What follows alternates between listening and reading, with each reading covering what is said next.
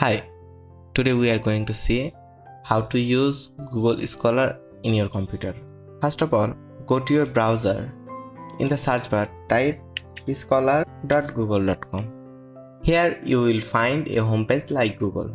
In the upper left, you will find menu option. Here you can go to your profile.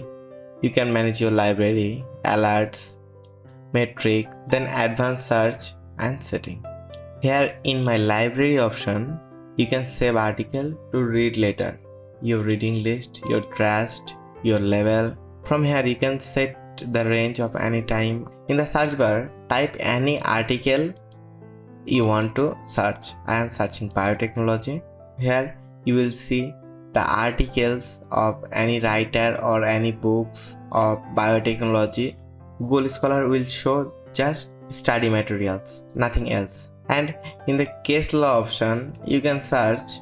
Here you can see the biotechnology industry versus District of Columbia. The law in the case shown here. By searching in this, you can do study related things, research related things, etc. It is very helpful for a student or a teacher also to learn more.